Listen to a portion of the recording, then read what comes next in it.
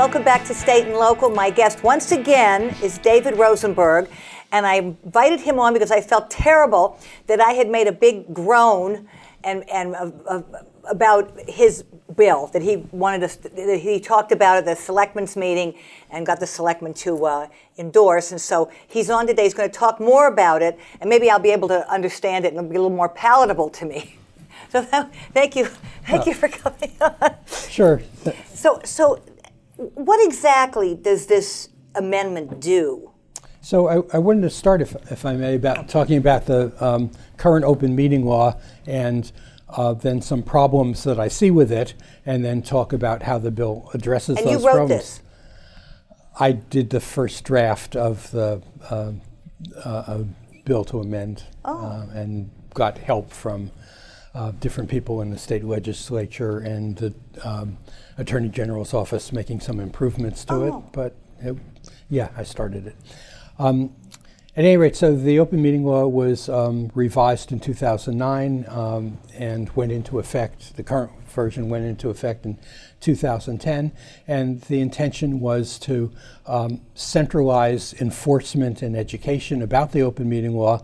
It used to be the responsibility of the district attorneys in each county, and now it's the responsibility of the Attorney General's office. The new law created a new section of the Attorney General's office called the Division of Open Government, and they're responsible for educating people about the law, providing interpretations if there are questions or things seem ambiguous to people, and dealing with complaints about violations of the open meeting law. If somebody feels that a public body failed to conform to requirements of the open meeting law, they can initially file a complaint with that body, and if they're dissatisfied with the way the body handled that, then they can file a complaint with the Division of Open Government in the Attorney General's office, and they'll make a determination. They'll do some investigation, say, yes, this was a violation, or no, it wasn't, and if it was a violation, decide what should be done to fix it. So the current open meeting law has the intention that public business should be conducted in the public view. There are 10 defined circumstances under which executive sessions can be called, but only for those 10 reasons. And the executive session needs to be called. It needs to be an open session of the public body. They need to talk about the reason that they want to go into executive session, and then take a roll call vote about whether or not they should go into an executive session. And then minutes of the executive session need to be kept, and the public body has to periodically review the minutes and decide whether the reason for secrecy has passed and it now can be released, or whether there's some continuing valid reason for keeping it secret. The open meeting law requires that notices of public body meetings be posted. It requires that, except in emergencies, the posting needs to be at least 48 hours in advance, not counting weekends. I mean, the clock stops over weekends and holidays. It requires that minutes be kept and the minutes be made available to the public, and that all documents referenced in the during the meeting be included as referenced in the minutes also and made available. The idea is basically to do what they could so that the public can see what the public body is doing. So that's well-intentioned, and I think should be supported by everybody who doesn't want backroom deals. Is there any time guideline as far as when those minutes have to go up on the website? Because I was talking to somebody recently who said it's 4 to 6 weeks. And I realized that 2 weeks go by, like say for selectmen, and then they approve them. But it seems to me that you put them in the computer, or you that's it. I mean, I don't understand why there would have to be any kind of editing or going back or, and I was just wondering if there was any. So the It seems to me they should come out as soon as possible. there is statute, Massachusetts general law that deals with this. The Massachusetts general law authorizes the Attorney General to issue regulations, and the issue of timeliness of minutes is dealt with not in the law itself, but in the Attorney General's regulations. And I believe that I'll post a reference to the regulations so people can read them for themselves, but I believe the regulations say that minutes should be posted as timely as possible, but no later than two meetings after the meeting were occurred, or 90 days, whichever comes first. That is a long time. I mean, there are some public bodies that meet, for example, only twice a year. Well, right. And since the minutes need to be approved by a subsequent session, I mean, so I think what it says is the second meeting after the meeting that the minutes are for, or 90 days, whichever is shorter. Oh my! Okay. But check with the regulations, which I'll post. I'm not sure that that's right. Anyway, so I wanted to talk about some problems that have arisen with, as I'll assume, unintended consequences of what I would describe as a well-intentioned law. And the first is, so the law requires that the public meetings be duly noticed, that is, notice posted, and that they be accessible to the public with the exception of executive sessions.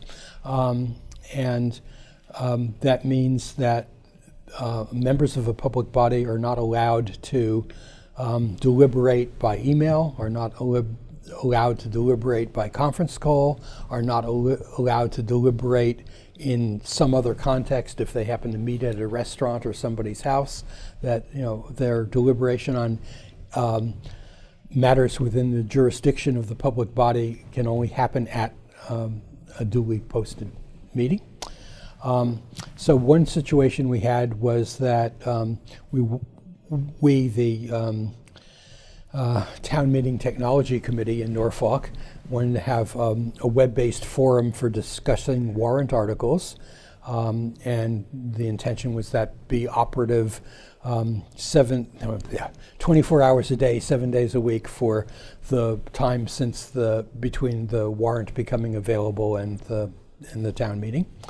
And the people who know most about warrant articles tend to be the board or committee that submitted the warrant article. They know about their article. They're also supposed to have expertise on the subject area. So, school committee about school issues, for example. And so when we set up this online web-based forum, we found that the people who knew most about the warrant articles and would be best able to answer questions about the purpose and the practice in other jurisdictions and historical precedent were the people who were prohibited from participating because of the law. Because it could be construed as a deliberation by a quorum of a public body and something other than a notice meeting. So that was one problem. Another problem is that the members of the Town Meeting Technology Committee all were involved with technology in some way, at a minimum had an email account, and were using email regularly. And so what would happen is there would be a meeting of the technology committee, and we discussed things, everybody was trying to be as alert and participative as they could, but then sometimes you'd go home and think of some question you failed to ask during the meeting, or come up with a counter proposal, or wanted to tell people about something else that was happening that would have been relevant, and you're not allowed to communicate with them. Because the session was closed at that point? Right, because that committee met for 2 hours once a month, there were some months when we met twice during the month, but usually 2 hours once a month. And that 2-hour window was the only time the committee was allowed to communicate with each other about matters within the jurisdiction of the committee. That meant that, so the 2 hours is a little under 1.5% of the working hours in a month. And this committee made extremely slow progress. I'd guess it made progress at perhaps 1.5% the rate of which a committee that was allowed to talk to each other could have made. That's logical. So that was the second problem. A third problem is that people join committees. I mean, Norfolk and many towns have committees made up of unpaid part-time volunteer members. And they join committees because they care about the subject matter. I mean, school committee members join because they care about schools. Recreation committee members join because they care about ball fields and athletics and stuff.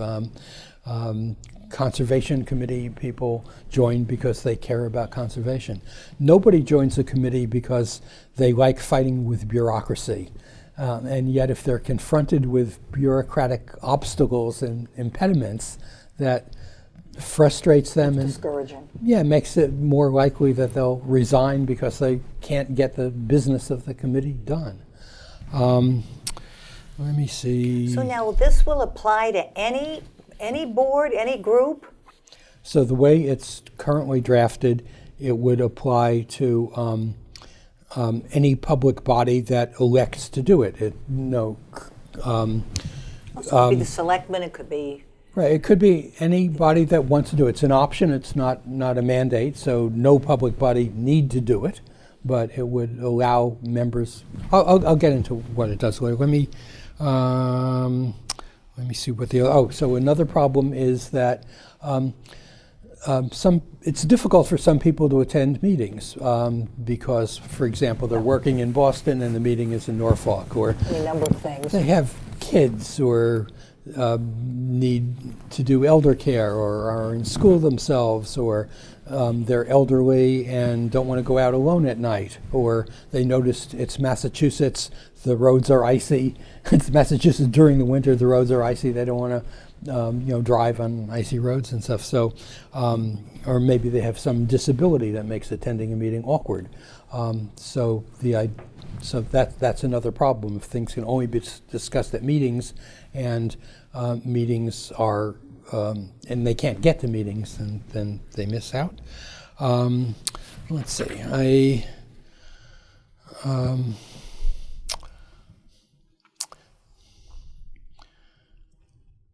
Another problem is that even though the current open meeting law is intended to make things open and transparent, there's a peculiar way in which it makes things more opaque.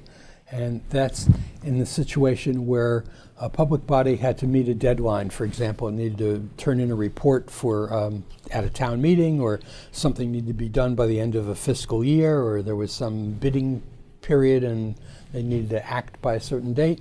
And they did the work well. They finished after all the stuff. They maybe had finished a week before the deadline, let's say.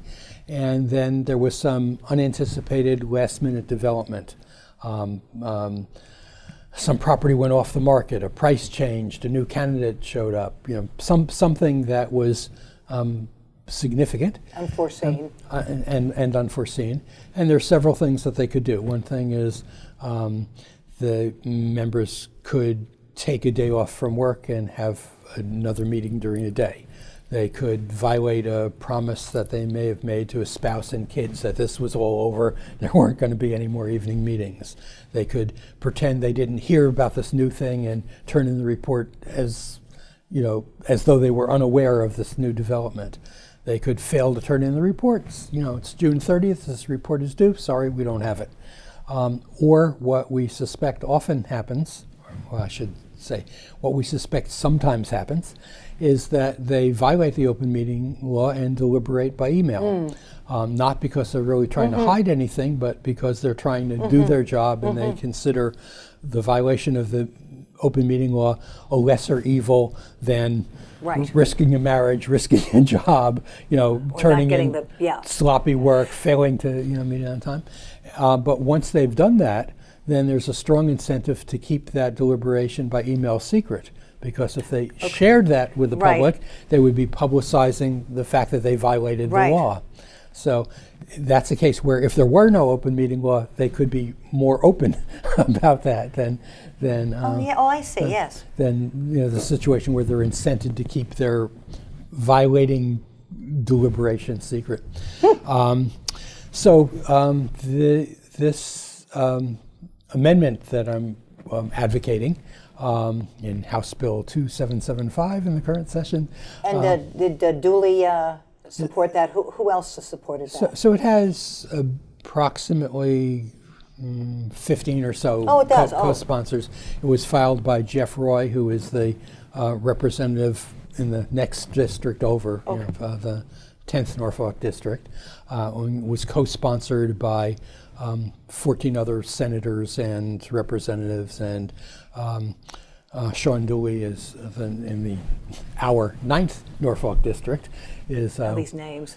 one of the co-sponsors among other people. One of the other. So this is a bill that really is nonpartisan in the sense that it doesn't help either party versus the other, and so I'm pleased that there's a mixture of both Democratic and Republican co-sponsors. So let me talk about what the bill does. The bill would amend the open meeting law by defining a new kind of thing called a public internet discussion. A public internet discussion is somewhat like a meeting in that notice has to be given in the same place you'd have to give a meeting notice, and with the same lead time that you have to give for meeting notice, the same requirement to list the topics that were anticipated to come up for discussion. But instead of specifying date and time and location for the meeting, it would give instructions for free internet access so that the public at large could monitor the public internet discussion. But not participate. Yes and no. Let me. Good question, but let me come back to it.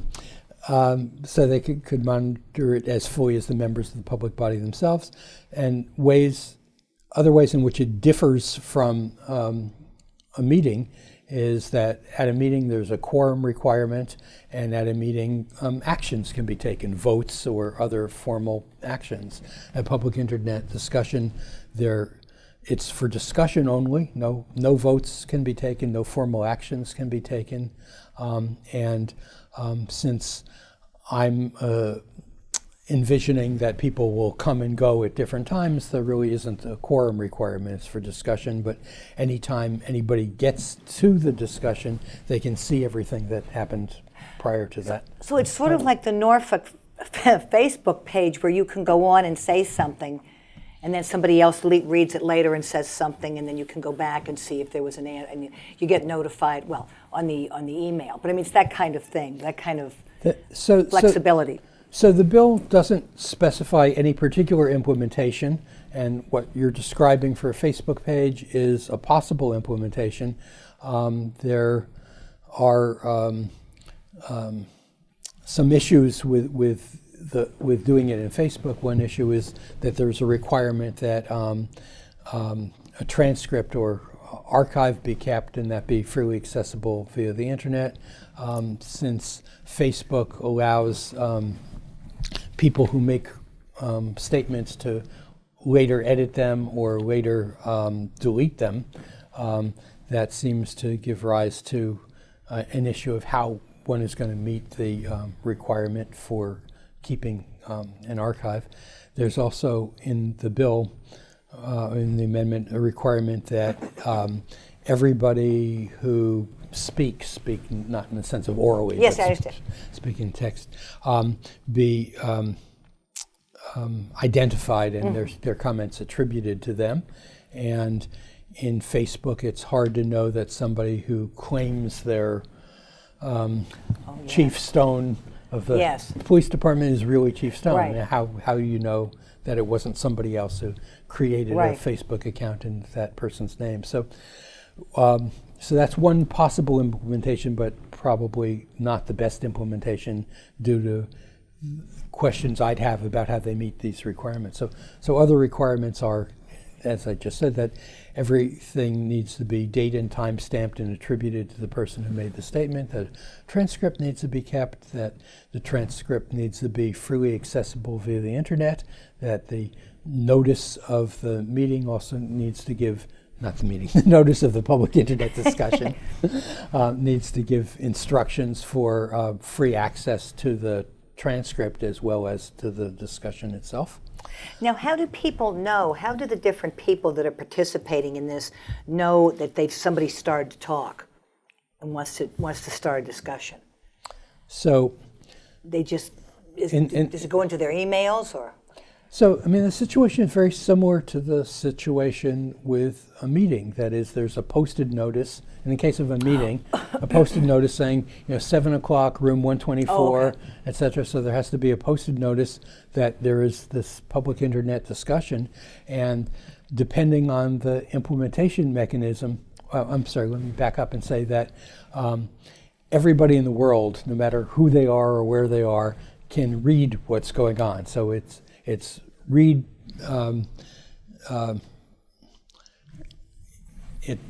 it's accessible for reading. It's world readable, I guess is what I want to say.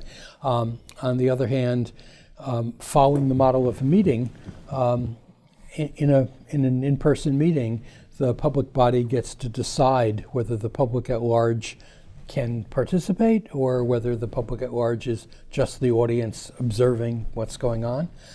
So following that model, in a public internet discussion, the public body could decide whether this is just a discussion among the members of the public body and the world can read it, or whether the members of the public can participate also. But since there's a requirement that every statement be attributed to the person who made this statement, if it's going to be open to members of the public, then there has to be some authentication procedure to authenticate that the people are who they really claim to be.